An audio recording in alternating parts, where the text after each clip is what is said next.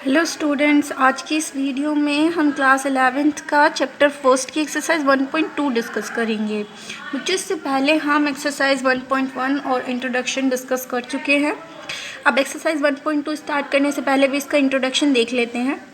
सबसे पहले बच्चों इसमें है रिक्त समुच्चय। रिक्त समुच्चय क्या होते हैं? तो बच्चों, रिक्त समुच्चय क्या होते हैं?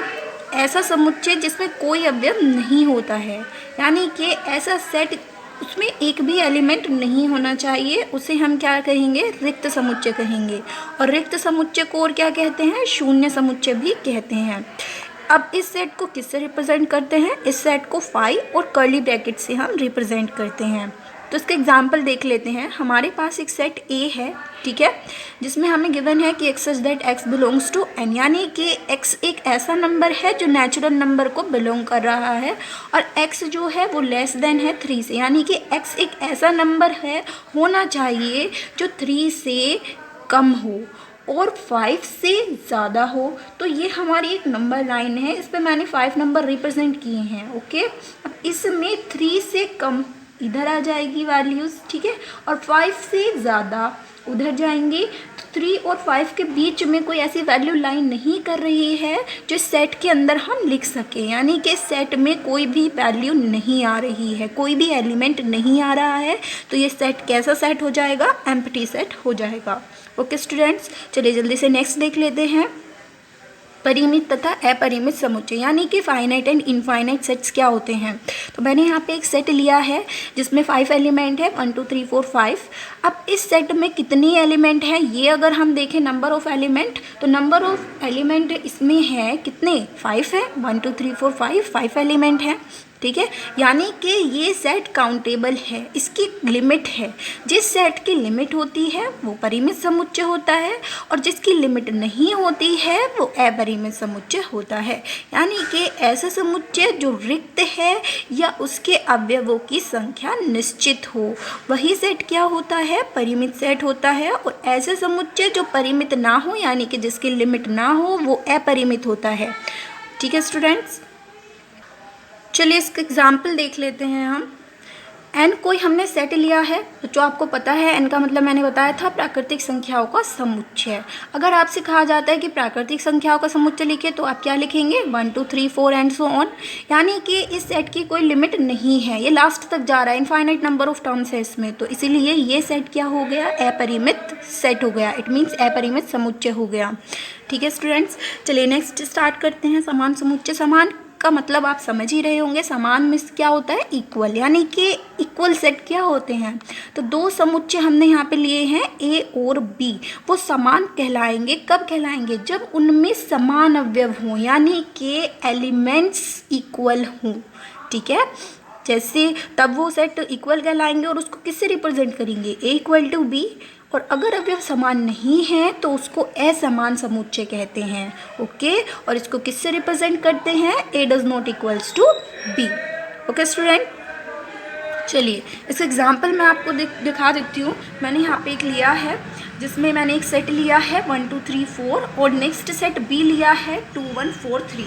तो बच्चों इसमें क्या है कि 1 एलिमेंट इस सेट में भी है, इसमें भी है, 2 एलिमेंट इस सेट में भी है, इसमें भी है, 3 एलिमेंट इस सेट में भी है, इसमें भी है, और 4 सेट ए में भी है और सेट बी में भी है। इट मीन्स इसके number of element and elements दोनों ही इक्वल हैं। तो इसीलिए ये सेट क्या हो जाएंगे? इक्वल हो जाएंगे। ओके, नेक्स्ट देख लेते हैं। ए यहाँ पर कोई सेट है बच्चों, ये सेट को आप एम्प्टी सेट नहीं समझना कि इसमें 0 है तो ये एम्प्टी सेट हो गया। एम्प्टी सेट होता है जिसके अंदर कुछ नहीं होता है, एक भी एलिमेंट नहीं होता, लेकिन इस सेट के अंदर 0 है, तो इसलिए ये एकल समुच्चय है।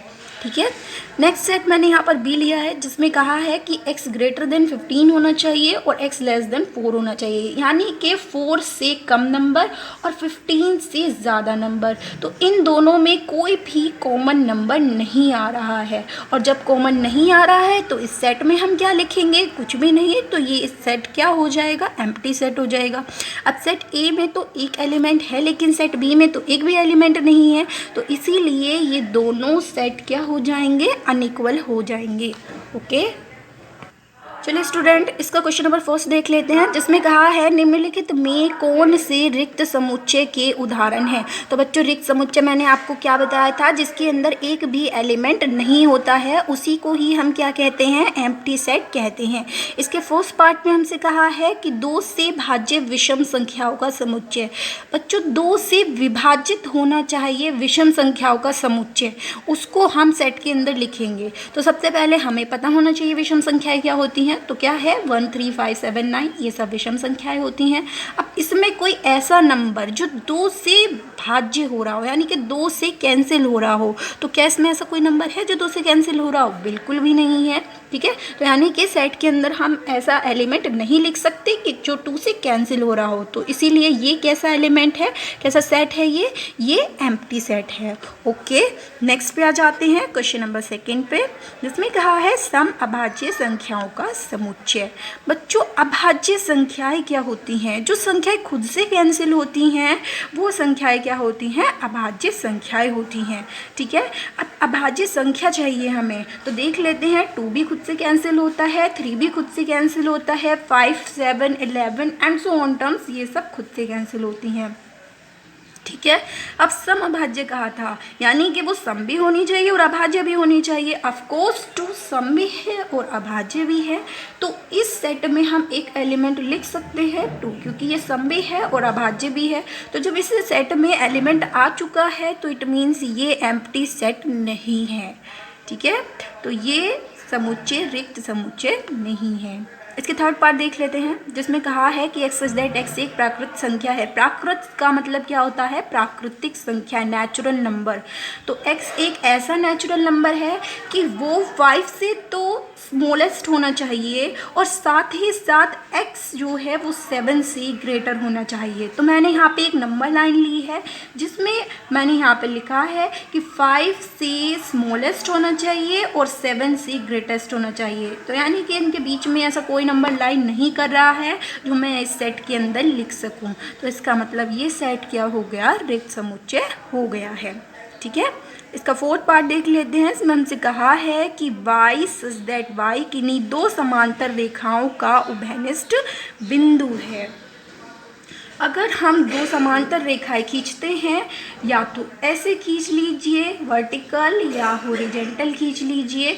अब हम इनको आगे बढ़ाएंगे तो बच्चों ये कहीं भी किसी भी पॉइंट पे इंटरसेक्ट नहीं करेंगी, और जब ये इंटरसेक्ट नहीं करेंगी इट मीन्स इनका कोई भी कॉमन पॉइंट नहीं आएगा। तो इसलिए ये सेट भी एम्प्टी सेट है। ठीक है, चलिए नेक्स्ट क्वेश्चन देख लेते हैं, क्वेश्चन नंबर सेकंड, जिसमें हमसे कहा है निम्नलिखित समुच्चयों में से कौन परिमित है और कौन अपरिमित, ये हमें बतानी है। तो परिमित क्या होता है बच्चों? फाइनाइट सेट, यानी कि जिनकी लिमिट हो, और अपरिमित क्या होता है? इनफाइनाइट सेट, जिनकी कोई लिमिट ना हो। ठीक है, तो हमें ऐसा बताना है कि जिनकी लिमिट है वो परिमित हो गए और जिनकी लिमिट नहीं है वो अपरिमित हो गए। तो इसके फर्स्ट पार्ट में हमसे कहा है कि वर्ष के महीनों का समुच्चय। तो वर्ष के महीनों का समुच्चय पूछा है, तो वर्ष में वर्ष में कितने महीने होते हैं बच्चों? 12 होते हैं। तो यानी कि हमें पता है काउंटेबल सेट है, 12 होते हैं, तो ये सेट परिमित हो गया क्योंकि इसके लिमिट है। सेकेंड पार्ट देख लेते हैं, 1, 2, 3 एंड सो ऑन। अगर आपसे पूछा जाए कि ये जो सेट है वो किसका सेट है, तो ऑफ कोर्स नेचुरल नंबर का सेट है, और नेचुरल नंबर भी इसमें लास्ट तक जा रहे हैं, यानी कि इसमें इनफाइनाइट नंबर ऑफ टर्म्स हैं। तो ये सेट क्या हो जाएगा? इनफाइनाइट सेट हो जाएगा, अपरिमित हो जाएगा, क्योंकि इसकी कोई लिमिट नहीं है, लास्ट तक जा रहा है, हमें नहीं पता कहाँ तक जा रहा है, तो इसीलिए ये अपरिमित सेट हो जाएगा। चलिए इसका थर्ड पार्ट देख लेते हैं, 1, 2, 3 एंड सो 99 एंड 100 तक गिवन है। तो यानी कि ये जो सेट है वो 1 से स्टार्ट होकर 100 तक फिनिश हो जाता है। इट मीन्स हमें पता चल गया है इसकी लिमिट है 100 तक, तो इसलिए ये सेट क्या हो जाएगा? परिमित सेट हो जाएगा। नेक्स्ट पे आ जाते हैं कि 100 से बड़े धन पूर्णांकों का समुच्चय। किससे? 100 से बड़े। तो बच्चों 100 से बड़े अगर धन पूर्णांक आपको लिखने के लिए दिए जाएं तो आप क्या लिखेंगे? 101, 102, 103 एंड सो ऑन, लास्ट तक जाएगा। ठीक है, यानी कि ये इस सेट की लिमिट नहीं है कि ये लास्ट तक कहाँ तक जाएगा। ठीक है, तो ये अपरिमित सेट हो जाएगा। नेक्स्ट आ जाते हैं 99 से छोटे अभाज्य पूर्णांकों का समुच्चय। बच्चों अभाज्य संख्याएं मैंने आपको अभी बताई हैं, जो संख्याएं सिर्फ खुद से कैंसिल होती हैं और किसी नंबर से कैंसिल नहीं होती हैं, वो संख्याएं क्या होती हैं? अभाज्य संख्याएं होती हैं। ठीक है, तो चलो देख लेते हैं। अब छोटे कहा है तो 99 से छोटे 97, ठीक है, और यहाँ से स्टार्ट करेंगे तो 1 3 इनफैक्ट 2 3 5 एंड सो ऑन। ठीक है, तो यानी कि इस सेट की लिमिट हो गई कि 2 से स्टार्ट हो रहे हैं और 97 तक लास्ट हो रहा है। ठीक है, तो इसीलिए ये सेट भी क्या हो गया? परिमित सेट हो गया। क्वेश्चन नंबर 3 पे आ जाते हैं, जिसमें हमसे पूछा है कि निम्नलिखित समुच्चयों में प्रत्येक के लिए बताइए कि कौन परिमित है और कौन अपरिमित। अब फिर से हमें बताना है कि कौन से सेट की लिमिट है और कौन से सेट की लिमिट नहीं है। ठीक है, इनफाइनाइट नंबर ऑफ टर्म्स हैं उसके अंदर। तो इसके फर्स्ट पार्ट में बच्चों हमसे कहा है कि एक्स अक्ष की समांतर रेखाओं का समुच्चय। तो एक्स अक्ष की समांतर रेखाएं अगर हम खींचे तो उसका समुच्चय बताना है। ये हमारे पास क्वाड्रेंट है। अगर इसमें एक्स अक्ष कौन सी होती है? ये वाली, और वाई अक्ष ये वाली। अब एक्स अक्ष के समांतर खींचनी है तो बच्चों एक्स अक्ष के समांतर मैं यहाँ पर भी खींच सकती हूँ, यहाँ पे भी, यहाँ पे भी, यहाँ पे भी, यानी कि इनफाइनाइट नंबर ऑफ लाइंस खींची जा सकती हैं एक्स के पैरेलल। ओके, तो इसीलिए ये सेट क्या हो जाएगा? इनफाइनाइट सेट हो जाएगा। नेक्स्ट देख लेते हैं क्वेश्चन नंबर 2। इसका सेकेंड पार्ट है अंग्रेजी वर्णमाला के अक्षरों का समुच्चय। बच्चों आपको पता है कि अंग्रेजी वर्णमाला में कितने नंबर्स होते हैं, है ना? 26 नंबर होते हैं। तो इट मीन्स ये क्या हो गया? फाइनाइट सेट हो गया, परिमित समुच्चय हो गया। क्वेश्चन नंबर 3 पे आ जाते हैं, इसके थर्ड पार्ट पे। उन संख्याओं का समुच्चय जो 5 के गुणज हैं। तो बच्चों 5 के गुणज अगर आपको लिखने के लिए कहा जाए तो 5 10 15 20 25 एंड सो ऑन, ये लिखेंगे आप लास्ट तक। यानी कि 5 से बहुत सारे नंबर कैंसिल होते हैं, infinite number of terms cancel होती हैं, तो इसीलिए ये सेट क्या हो जाएगा? इनफाइनाइट सेट हो जाएगा। इसके फोर्थ पार्ट पे आ जाते हैं बच्चों, पृथ्वी पर रहने वाले जानवरों का समुच्चय। अब बच्चों पृथ्वी पर रहने वाले जितने भी जानवर हैं वो काउंटेबल में आते हैं, यानी कि उनका हमें पता है कि वो कौन कौन से एनिमल्स हैं, तो इसीलिए उनका समुच्चय क्या हो जाएगा? परिमित समुच्चय हो जाएगा। चलिए इसका 5th पार्ट देख लेते हैं, जिसमें कहा है बिंदु 0 0। बच्चों 0 0 क्या होते हैं? मूल बिंदु होते हैं, है ना? तो 0 0 से होकर जाने वाले सभी वृत्तों का समुच्चय। अगर मैं यहाँ पर नंबर क्वाड्रेंट बना दूँ और कहूँ कि चलिए अब इस पर 0 0 से होकर जाने वाले वृत्त खींचिए, तो आप ऐसे खींच सकते हैं, ऐसे भी खींच सकते हैं, ऐसे ड्रॉ कर सकते हैं। ये भी 0 0 से जा रहा है, ये भी 0 0 से जा रहा है, इधर कर सकते हैं, इधर भी ड्रॉ कर सकते हैं, यानी कि आप इनफाइनाइट सर्कल इस पे ड्रॉ कर सकते हैं। तो इसीलिए ये इनफाइनाइट सेट हो जाएगा, यानी कि अपरिमित समुच्चय हो जाएगा। ओके, चलिए इसके क्वेश्चन नंबर 4 पे आ जाते हैं। इसमें कहा है कि निम्नलिखित में बतलाइए कि A = B है अथवा नहीं, यानी कि सेट A सेट B के इक्वल है या नहीं, ये हमें बताना है। ठीक है, तो सबसे पहले देख लेते हैं, एक सेट हमारे पास A है, उसके अंदर 4 एलिमेंट हैं, A B C D, और B के अंदर भी 4 एलिमेंट है। बच्चों सिर्फ एलिमेंट से काम तो नहीं चल रहा है, एलिमेंट इक्वल भी होने चाहिए। अब इस सेट में एलिमेंट A, इस सेट के एलिमेंट A के इक्वल हो गया, B इसमें है, इसमें भी B हो गया, C इसके अंदर है, इसमें भी C हो गया, और D भी दोनों में है। तो it means A set B के इक्वल है। ओके, सेकेंड पार्ट देख लेते हैं इसका, जिसमें हमसे कहा है एक सेट है 4 8 12 16, बी सेट के अंदर एलिमेंट हैं 8 4 16 18। अब 4 इसमें है, इसमें भी है, 8 इसमें है, इसमें भी है, 12 इसमें है, लेकिन 12 इसमें नहीं है, है ना? और एक भी एलिमेंट अगर चेंज हो जाता है तो वो सेट इक्वल सेट नहीं होते हैं। It means A does not equal to B।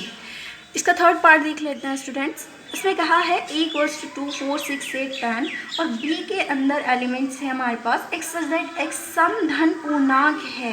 तो बच्चों x एक ऐसा पूर्णांक है जो सम संख्या है। ठीक है, और धन यानी कि पॉजिटिव है। और इसमें आपको एक कंडीशन भी दी हुई है कि x जो है वो 10 से छोटा होना चाहिए और 10 के इक्वल भी हो सकता है। तो ऐसा कितने नंबर होंगे जो इवन भी होंगे और 10 से स्मॉलेस्ट होंगे या फिर 10 भी हो सकते हैं। तो ए सेट तो बच्चों आपको गिवन है, बी सेट हम यहाँ पे बना लेते हैं। तो ऐसे कितने एलिमेंट होंगे, 2 4 6 8 10। अब ये 2 से कैंसिल भी हो रहे हैं, ठीक है, क्योंकि सम है 2 से कैंसिल होने चाहिए, 2 से कैंसिल हो रहे हैं और 10 से स्मॉलेस्ट है और 10 भी है, इसमें इक्वल टू का साइन लगाया ना, 10 भी होना चाहिए। तो यानी कि सेट ए में जितने एलिमेंट हैं सेट बी के एलिमेंट से सेम मिल रहे हैं, है ना, तो इसीलिए ए इक्वल टू बी हो जाएगा। इसके फोर्थ पार्ट पे आ जाते हैं स्टूडेंट्स, जिसमें कहा है एक वर्स to x such that x संख्या 10 का एक गुणज है। तो संख्या 10 का एक गुणज है। और बी पार्ट में कहा है 10 15 20 25 30 एंड सो ऑन, ठीक है। अगर मैं संख्या 10 का गुणज लिखूं ए, क्योंकि बी पार्ट तो हमें गिवन है ही, ए पार्ट को अगर मैं लिखूं तो क्या आएगा, 10 का एक गुणज 10 20 30 40 एंड सो ऑन, है ना। अब सेट ए में 10 है, सेट बी में भी है, सेट ए में 20 है, सेट बी में भी है, लेकिन सेट बी में जो 15 है वो सेट ए में नहीं है। It means set A set B के इक्वल नहीं है। ओके, नेक्स्ट पे आ जाते हैं क्वेश्चन नंबर 5 पे, जिसने कहा है निम्नलिखित में कौन सा युग्म समान है, कारण सहित बताइए। यानी कि अब हमें बताना है कि कौन से सेट इसमें इक्वल हैं। ओके, चलिए देख लेते हैं। इसका पार्ट फर्स्ट में कहा है ए एक सेट है जिसमें 2 एलिमेंट है 2 और 3।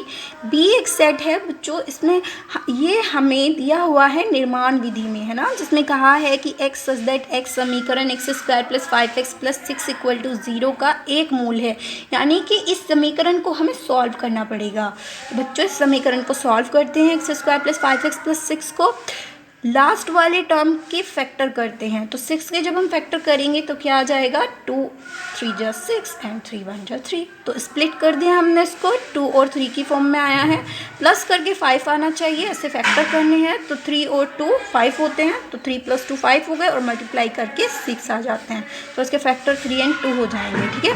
तो 5x को स्प्लिट किया 3x + 2x में, इसमें x² + 3x में से x कॉमन आ जाएगा तो x + 3 हो जाएगा। 2x + 6 में से 2 कॉमन आ जाएगा तो x + 3 हो जाएगा, ठीक है। दोनों में x + 3 कॉमन है और x + 2 बचा, ठीक है। यानी कि तो बच्चों x को जब हम नेक्स्ट साइड लेके जाएंगे तो यहाँ से x की वैल्यू क्या आ जाएंगी, x + 3 को 0 पुट करेंगे तो x - 3 हो जाएगा, x + 2 को 0 पुट करेंगे तो x - 2 हो जाएगा। यानी कि x की 2 वैल्यूज़ आ रही हैं, -2 एंड -3। तो B सेट में -2 एंड -3 हो जाएगा, A सेट में 2 एंड 3 है। तो दोनों ही सेट के नंबर्स मैच नहीं हो रहे हैं, तो it means A does not equal to B। A set जो है वो B सेट के इक्वल नहीं है। इसके सेकेंड पार्ट देख लेते हैं, जिसमें कहा है कि A जो है एक ऐसा सेट है जिसमें x सच दैट x एक ऐसा नवशब्द है जो फॉलो का एक अक्षर है। शब्द फॉलो का एक अक्षर है। तो जब सेट A को हम न्यूमेरिकल फॉर्म में लिखेंगे, ठीक है, रोस्टर फॉर्म में लिखेंगे, तो A क्या हो जाएगा, F। बच्चों मैंने आपको बताया था सेट में एक टर्म को 2 टाइम रिपीट नहीं करते हैं। अब और 2 टाइम लिखा है तो इसको 1 टाइम ही लिखेंगे, L 2 टाइम लिखा है 1 टाइम ही लिखेंगे, and W is as it is because W 1 time ही है। नेक्स्ट पे आ जाते हैं बी पार्ट पे, जिसमें कहा है बी सेट में वाई सच दैट वाई शब्द जो है वो वॉल्फ का एक अक्षर है। तो वॉल्फ का एक अक्षर है, तो वॉल्फ शब्द को जब हम सेट की फॉर्म में लिखेंगे तो WOLF, वो बीच में कॉमा लगाते हैं क्योंकि तभी सेट की फॉर्म बनती है। ओके, ये मैंने आपको पहले भी बताया था। तो बच्चों इसके एलिमेंट्स मैच हो रहे हैं, है ना, FOLW। ओके, तो इट मीन्स A जो सेट है वो B सेट के इक्वल है। ओके, नेक्स्ट पे आ जाते हैं क्वेश्चन नंबर 6। नीचे दिए समुच्चयों में समान समुच्चयों का चयन कीजिए। यानी कि अब हमें इक्वल सेट का बताना है कि इसमें इक्वल सेट कौन कौन से हैं, ठीक है, जिसमें ए जो है 2 4 8 12 है, बी है 1 2 3 4, सी में 4 8 12 14 एलिमेंट्स हैं, डी में 3 1 4 2 हैं, ई में -1 1 है, एफ में 0 ए है। ओके स्टूडेंट, 0 ए, जी में -1 एंड 1 है और एच में 0 1 है। तो ए सेट में अब चेक करेंगे, A set B C D E F G H में किसके इक्वल है। तो बच्चों ई एफ जी एच तो अपने आप ही कैंसिल हो जाएंगे क्योंकि इनके एलिमेंट्स मैच नहीं कर रहे हैं, नंबर ऑफ एलिमेंट मैच नहीं कर रहे हैं। इसमें 2 एलिमेंट है जबकि ए में 4 एलिमेंट है, तो इसलिए ये तो मैच नहीं करेंगे। अब हमें ए को कंपेयर करना है B and C and D से, ओके, क्योंकि इन सब में 4 एलिमेंट्स हैं। तो 2 4 8 12 इसमें से किस में मैच कर रहा है। बी के अंदर 2 4 8 12 नहीं है, 2 4 तो है, 4 8 नहीं, आई मीन 12 और 8 नहीं है। सी में 4 8 12 है लेकिन 2 नहीं है, 14 आ जा रहा है, तो इसलिए सी भी नहीं मैच कर रहा है। ओके, ए को डी से कंपेयर करेंगे तो वो भी नहीं आ रहा है, यानी कि ए किसी से कंपेयर नहीं हो रहा है।